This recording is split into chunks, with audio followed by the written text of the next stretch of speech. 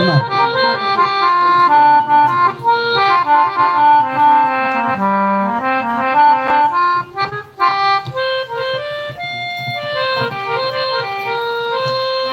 வேத நெறி தழைத்தோங்க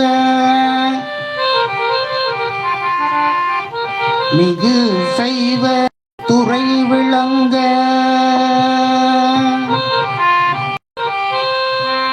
பூத பரம்பரை பொழிய புனிதவாய் மலர்ந்து அழுத புனிதவாய் மலர்ந்து அழுத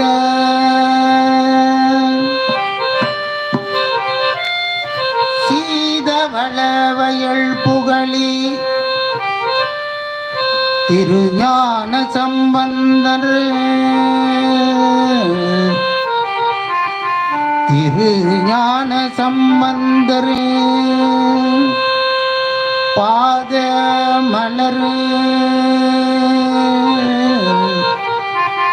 தலை கொண்டு பரவுவான்.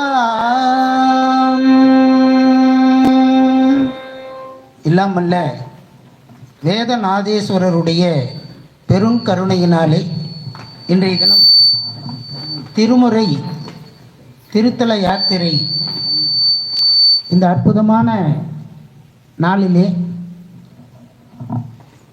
இந்த தலத்திலே எழுந்து அருள்பாலித்து கொண்டிருக்கக்கூடிய பெருமானுக்கு திருஞான சம்பந்த பெருமானால் அருளி செய்யப்பட்ட 1ஆம் திருமுறையிலிருந்து குறிஞ்சி பண்ணிலிருந்து ஒரு பதிகத்தை இன்றைய தினம் அடியார் திருக்கூட்டமானது விண்ணப்பம் செய்வதற்கு திருவருள் கூட்டியிருக்கிறது. அதற்கு முதலாவதாக இந்த தலத்தினுடைய வரலாற்றினை நாம் ஒருவாறு சிந்தித்து இறைவனுடைய அந்த அருட்செயல்களை எல்லாம் நாம் மனதிலே கொண்டு இந்த பதிகத்தை விண்ணப்பம் செய்தும் இறைவனை வழிபட்டும் நாம் அருளை பெற இருக்கிறோம். திருச்சிற்றம்பலம். இப்பொழுது திருத்தல வரலாற்றினை நாம் வாசிக்க கேட்போம். திருச்சிற்றம்பலம். இளம்பயம் கோட்டூர், எளிமியன் கோட்டூர். இத்தல வரலாறு. இறைவனுடைய பெயர் அரம்பேஸ்வரர், தெய்வ நாயகேஸ்வரர், சந்திரசேகரர் என்று அழைக்கப்படுகிறார். இறைவியார் திருப்பெயர் கனக குஜாம்பிகை கோடேந்து முளையம்மை என்ற பெயரில் அழைக்கப்படுகிறார். தலமரம் பவளமல்லி, அதாவது பாரிஜாதம். வில்வ மரம், அந்த இரண்டுமே தலமரங்களாக இருக்கிறது. தீர்த்தம் மல்லிகை தீர்த்தம், சந்திர தீர்த்தம். வழிபட்டோர் அரம்பை, சம்பந்தர், மலையினார், பருபதன், சேக்கிழார் போன்றவர்கள்லாம் இவங்க வழிபட்டிருக்காங்க.